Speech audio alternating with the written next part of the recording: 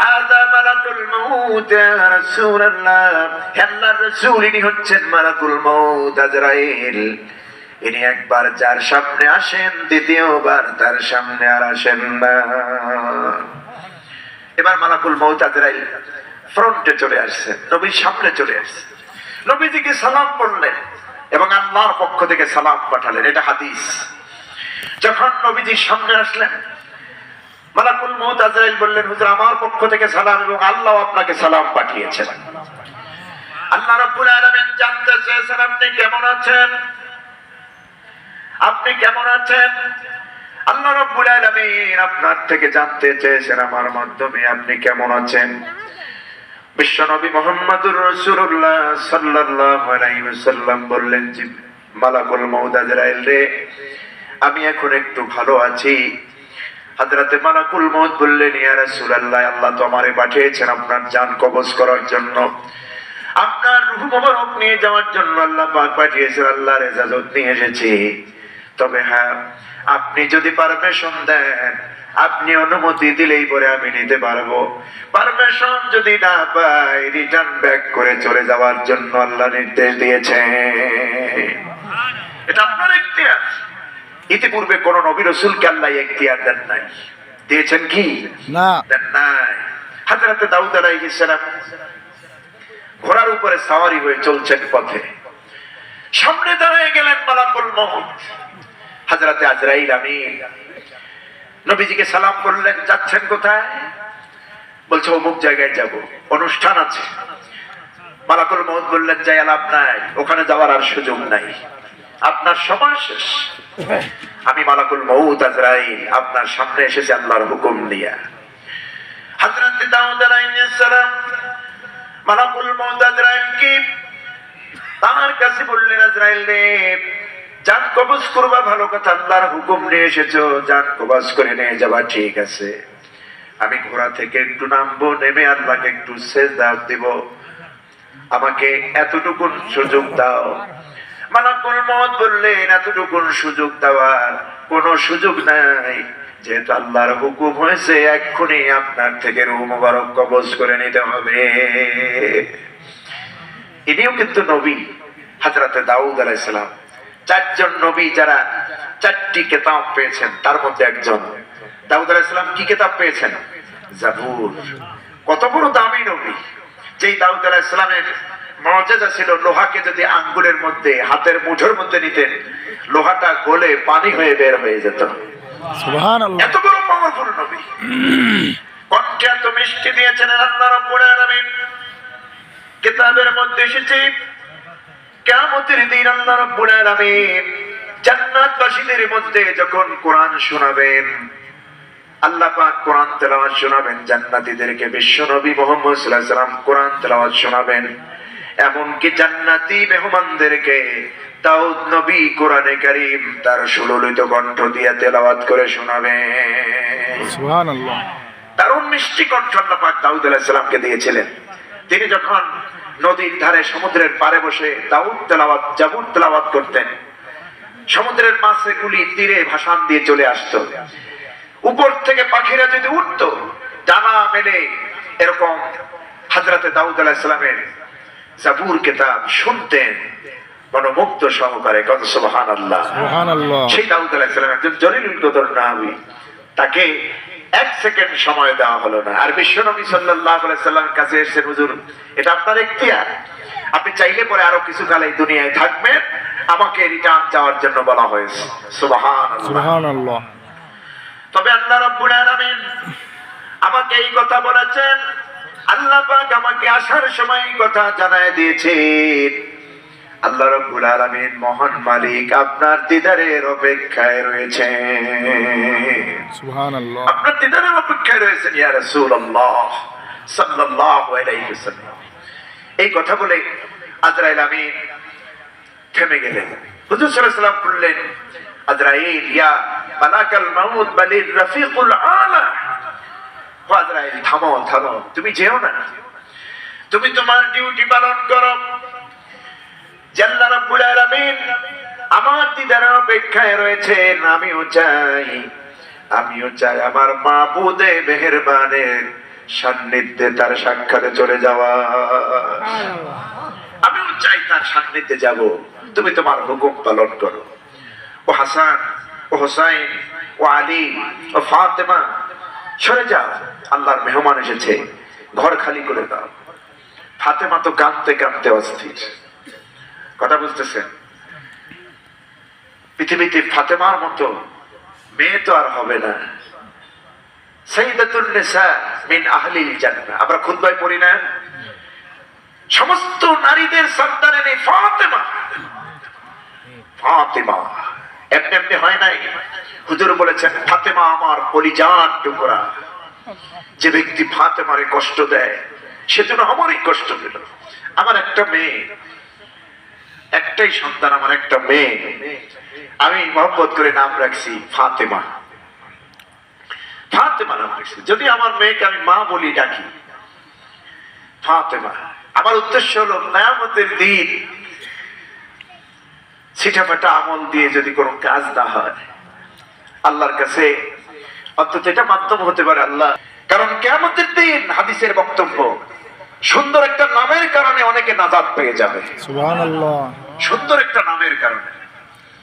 আল্লাহর হাবিব বলেছেন ইন্নাকুম তুদাউনা ইয়াওমাল কিয়ামাহ বিআসমাইকুম ওয়া আসমাই আবাইকুম ফাআহসিনু আসমাকুম।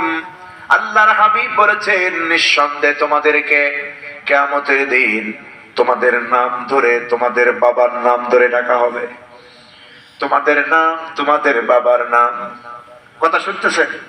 আমার নাম, আমার বাবার নাম। আসমাকুম ওয়া আসমাই আবাইকুম, তোমাদের নাম, তোমাদের বাবাদের নাম ধরে ডাকা হবে। সুতরাং ফাআহসিনু আসমাকুম, তোমাদের নামগুলি সুন্দর রাখো, সুন্দর নাম রাখো। নাম রাখে বল্টু, সল্টু, ছাট্টু, এই নামের কোনো মহত্ব হয় না। কারণ কি জানেন? কোটি কোটি মানুষ থাকবে কিয়ামতের ময়দানে, লাইন হবে 120টা। আমাদের উম্মত, আমরা যারা আখিরি জামানার নবী মুহাম্মদ সাল্লাল্লাহু আলাইহি ওয়াসাল্লামের উম্মত, আমাদের লাইনের সংখ্যা হবে 80টা। তো এই মানুষগুলির মধ্যে আল্লাহ পাক বলবেন আবু বকর কোথায় দাঁড়াও, ফাইনা আবু বকর, আবু বকর কোথায় দাঁড়াও। এই পৃথিবীতে মুহাম্মদ সাল্লাল্লাহু আলাইহি ওয়াসাল্লামের উম্মতের ভেতরে আবু বকর নামধারী যারা কিয়ামতের দিনে এক আল্লাহর আহ্বানে সব আবু বকর দাঁড়ায়া যাবেন। আল্লাহ পাকের পক্ষ থেকে আওয়াজ আসবে, আমি একজন আবু বকরকে ডেকেছি, আমার হাবিব মুহাম্মদ সাল্লাল্লাহু আলাইহি ওয়াসাল্লামের উম্মত, আমার সাহাবী, আমার নবীর সাহাবী আবু বকরকে আমি ডেকেছি। সেই আবু বকর ছাড়া সবাইকে বসে যাও। সবাইকে তো আমি বলি নাই। নবীজি ওই সময় সুযোগ পাবেন, ওই পাবেন আল্লাহর সামনে সুপারিশ করার। নবীজি বলবেন রব্বুল আলামিন আমার মহব্বতের সাহাবী আবু বকরকে মহব্বত করে তার নামে যে উম্মতগুলি নাম রেখেছে, ওরা আজকে ওই তোমার ডাকে সাড়া দিয়ে দাঁড়ায় গেল, ওদেরকে আর বসায়া দিও না, একই সাথে যদি তুমি তাদেরকে মাফ করে জান্নাত দিয়ে দাও। সুবহানাল্লাহ। রাখবেন তো সুন্দর নাম, সুন্দর নাম রাখবো আমরা, ঠিক না? ঠিক। একজন আলেমের কাছে গিয়ে অর্থবহ নাম রাখবো, সুন্দর নাম রাখবো, সাহাবীদের নাম রাখবো, নবীদের নাম আমরা রাখবো। হযরতে ফাতেমা রাদিয়াল্লাহু তাআলা আনহা, পৃথিবীর শ্রেষ্ঠ নারী, রাসূলুল্লাহর কলিজার টুকরা মেয়ে ফাতেমা কাঁদতে কাঁদতে হয়রান বেকরার হয়ে পড়েছে। নবীজি কোনদিন ফাতেমার চোখের পানি সহ্য করতে পারেন নাই। আল্লাহর হাবিব যখন দেখতেছেন ফাতেমা কাঁদতেছে, নবীজি ডাক দিলেন ফাতেমারে চলে আসো আমার কাছে। হযরতে ফাতেমা চলে আসলেন। নবীজি কানে কানে বললেন ফাতেমারে কান্দিস না মা, তোর কান্না আমার সহ্য হয় না, তোকে একটা সুসংবাদ দিয়ে যাই, আমি আর আমার ইন্তেকালের পরে সর্বপ্রথম যার সঙ্গে সাক্ষাৎ হবে সেই তুই। তোর সঙ্গে আমার সাক্ষাৎ হয়ে যাবে, তোর সঙ্গে আমার মোলাকাত হয়ে যাবে, প্রথম মোলাকাত হবে। কান্দিস না ফাতেমা। আমার বন্ধুগণ, মালাকুল মউত তার দায়িত্ব পালন করলো। হুজুর সাল্লাল্লাহু আলাইহি সাল্লামের রূহ মুবারক কবজ করে নিয়ে গেলেন। সমস্ত মদিনা মুনাওয়ারায় খবর পৌঁছে গেল আল্লাহর হাবিব সাল্লাল্লাহু আলাইহি সাল্লাম দুনিয়ায় নাই। হুজুরের ইন্তেকালের খবর পৌঁছাতে কি সময় লাগে না। মুহূর্তের মধ্যে ছড়ায় গেল মদিনার আকাশে বাতাসে। আল্লাহর হাবিব দুনিয়ায় নাই। সাহাবীরা তো যার যার মতো যার যার স্থানে ছিল। হযরত আবু বকর অনেক দূরে, শুনেই রওনা দিয়েছেন নবীর রওজার দিকে, নবীর বাড়ির দিকে, মসজিদ নববীর দিকে, মদিনা আল মুনাওয়ারা। হযরত ওমর রাদিয়াল্লাহু তাআলা আনহু যখনই শুনেছেন নবীজি দুনিয়ায় নাই, পাগল করা হয়ে গেলেন। হযরত বিলাল, রাসূলের এমন আশিক সাহাবী, হযরত বিলাল কুচকুচে কালো, পা থেকে মাথা পর্যন্ত শুধু কালো আর কালো। শুধুমাত্র হাসি দিলে দাঁতগুলো বের হয়ে মুক্তোর দানার মতো হতো সাদা, বাকি সব জায়গাগুলি কালো। কিন্তু তার হৃদয়টা ছিল রাসূলুল্লাহর মহব্বত দিয়ে ভরা। সুবহানাল্লাহ, সুবহানাল্লাহ। সুবহানাল্লাহ। হযরত বিলাল রাদিয়াল্লাহু তাআলা আনহু পাহাড়ি পথ চলছিলেন, পাহাড়ি পথ পেয়ে চলছিলেন। তিনি যখন শুনতে পেলেন আল্লাহর হাবিব সাল্লাল্লাহু আলাইহি ওয়াসাল্লাম দুনিয়ায় নাই, হোঁচট খেয়ে পড়ে গেলেন, ভেঙে পড়লেন বেহুশের মতো। কিছুক্ষণ পরে হুঁশ আসার পর নবীজি বললেন, বিলাল রে। হযরত বিলাল বললেন, ও মদিনার লোকেরা, শুনতে পেয়েছো নাকি বিশ্বনবী মুহাম্মদুর রাসূলুল্লাহ সাল্লাল্লাহু আলাইহি ওয়াসাল্লাম দুনিয়ায় নাই? হযরত ওমর রাদিয়াল্লাহু তাআলা আনহু তিনি তো নিজে দিক বিদিক হয়ে গেলেন, পাগল পারা হয়ে গেলেন। হযরত ওমর একটা তরবারি হাতে নিলেন, তরবারিখানা হাতে নিয়ে মসজিদ নববীর ভিতরে অথবা বাইরে একটা উঁচু জায়গায় দাঁড়ালেন।